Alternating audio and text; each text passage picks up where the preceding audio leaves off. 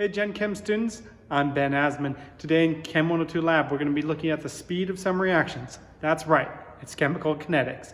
Let's get to it.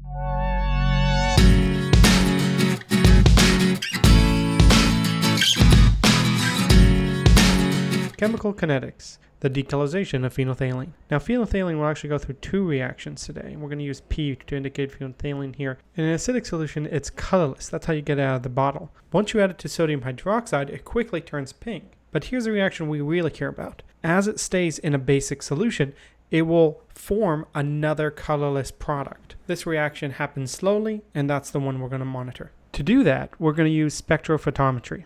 Quick refresher, spectrophotometry just means that you're measuring the absorbance of something, which is to say you have a light source, it goes through your cuvette with a sample, only some of it makes it out and hits a detector. You can determine the concentration using Beer's law. Once you have the concentration, we can talk about graphing and order of reactions. So there's three main kinds of order of reactions: zeroth order, first order, second order. If you graph them normally, concentration versus time, you'll get these three graphs. Those last two are a little hard to distinguish, so what we do is we graph the integrated form, which is to say the natural log of concentration versus time, and the inverse, or 1 over the concentration versus time. If we get a straight line, we know it's that particular order. Now here are the three integrated rate law equations. You'll notice they are lined up quite nicely with y equals mx plus b, and we're going to use that to determine our rate constant, k. Now there's a couple of reagents we're going to have to use a few times, so I'm going to grab a little bit extra sodium hydroxide, a little bit extra sodium chloride in a labeled beaker.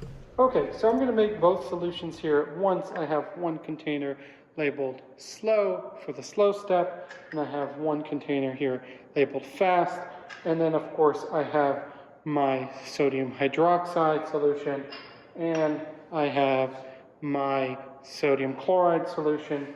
I also have a waste container, our graduated pipette. Now you'll notice that the markings make it so that we have here, that's 1 mil, and that would be 2. I know the numbers are a little confusing, but I'll show you how to use this. We also need a safety bulb. And then I'm going to use a pass-through pipette here to make my life a little easier, because the first thing we want to do is make sure this is washed with the solution we're about to use.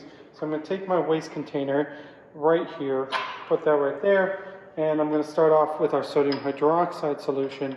And so I'm just to rinse this, the easiest way is to just literally pipette down it some solution. Now, you could technically suck up solution and then put it down, but then you risk contaminating whatever that is if this is not very clean. Or if there's water in it, you can change the concentration.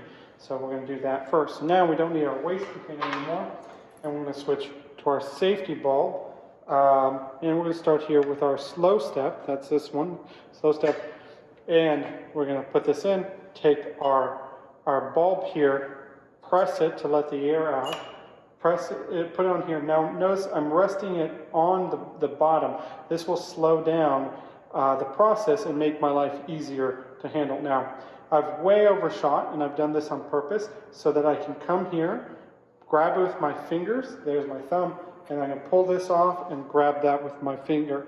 Now, what is holding this in place, the liquid, is my finger, okay? So I can now lift that out, and we want to lower it to 2 mils. So I can just easily kind of do this dance to slowly lower that to 2 mils. Now, if you do that with it touching the bottom, that will go even slower, and you can get to the exact place. There we go. We're at 2 mils right there. Transfer that over. Let that drain. Now, there is a little bit left over in there. You do not want to push that out. This thing is measured to dispense that is accounted for. The next one we're going to need is we're going to do the sodium hydroxide for the fast step here too. And then once again, press here, suck up more than you need, and then switch to your finger. And then now for the second one, we're going to need 4 mils, which is going to come to right there. And we're going to very gently try and lower that to there. If you miss it, don't worry, you can always do it again. There we go. that's 4 mils. Transfer that over. Lovely. Once again, we are not going to blow that out. We're going to leave that. Okay. Now, going back to the slow one, we're going to switch to sodium chloride right now. Here it is. That's that one right there. And then, once again, we want to clean this out. So, here's our waste container. We're going to grab a new Pasteur pipette. Here we go. You could use the other one, but you make sure you clean that with deionized water first. In this case, the Pasteur pipettes are far easier to use than the large graduated pipettes. So we're literally just going to pipe that down a few times just to rinse that out. Once that's all rinsed out, we can go back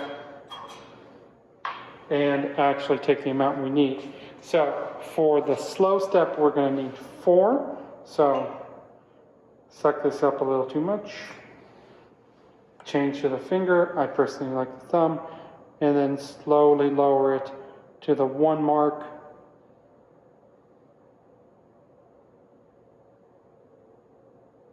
There we go. And transfer that over as well, not blowing that out.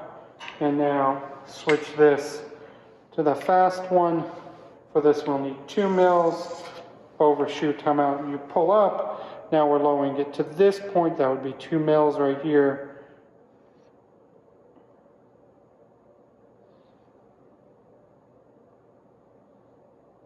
Lovely. And now they are equal amounts in each.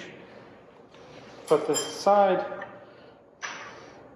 And now we can take both of these to the spectrometer.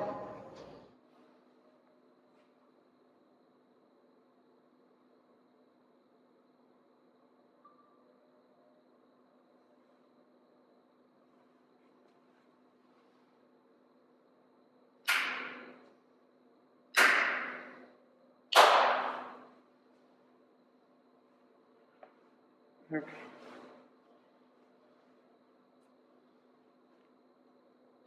So we are going to start with the slow one.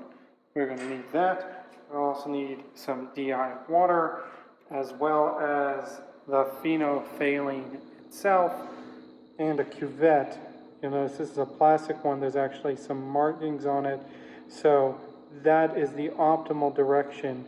You want to see that. That is always facing forward. Now, our spectrophotometer here is already on, and it has been for at least 15 minutes. You want to make sure it has time to warm up. If the wavelength is not set properly, you can easily adjust that right there. And this can open up, and this will fit in so that that mark is forward. Okay? We're going to start off with a blank here, so we're going to just fill this up to the line with DI water, and we're going to wipe the outside to remove any fingerprints you might have placed. Take that off, place that in, close, and now we can press 0 absorbance. It will blank this so that we can account for just the absorbance of the actual cuvette and of water in general. Once that is done, we can open this up, take this out, and dump the water in some waste. Now you'll see there's still some water in there. Now you'll see there's still some water in there in that cuvette. We want to get rid of that, so we're going to take a Kim wipe here. I like to kind of twist it up like that so we can really get it in there. It has to, if this isn't dry, that's going to change the concentration of our solution, and it will make it problematic. Hopefully that's now nice and dry. We will need one more of these to wipe off the fingerprints in just a moment. However, now we can take our solution. Now, I have here a clean, dry pipette. This is the easiest way to deal with this, and that you have this ready in one hand. So you take that, add a few drops, swirl up, pipette up and down several times, suck that up, and then fill the cuvette before putting it in. It's the quickest way to do this, and you have to do this quickly, otherwise it will not work. So, we're going to need 3 drops, pipette up and down a few times so it doesn't drip everywhere. Take that, and on your marks, let that go. 1, 2, 3. Put that aside, pipette up and down a few times, and transfer in.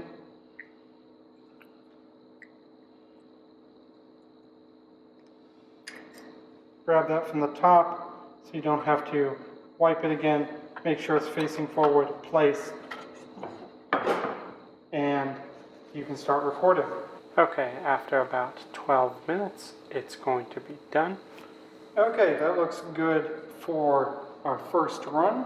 We can open this up and we can see it is very discolored from where it started. This can now be thrown in the waste. Keep that here actually. Rinse that with water to get out anything that's left.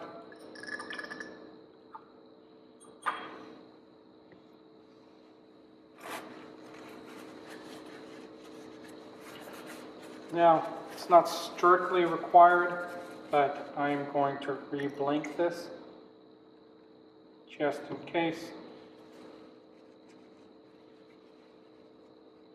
And here's our front mark.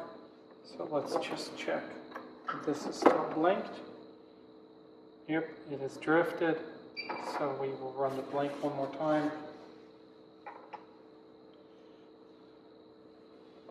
Okay, I'll leave that open, dump the water, dry this out just as before.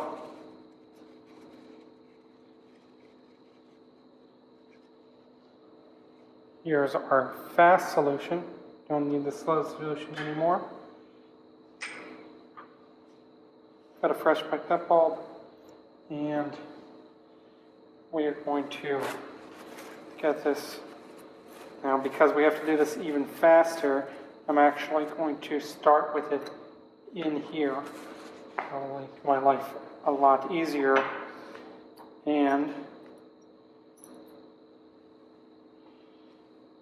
okay, 1, 2, 3, pipette up and down, 2, 3, and then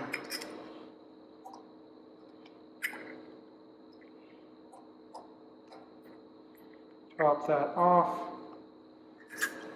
close, and start. This usually takes only 5 to 6 minutes. Okay, with that done, we can open this back up, dump what's left, and we're done.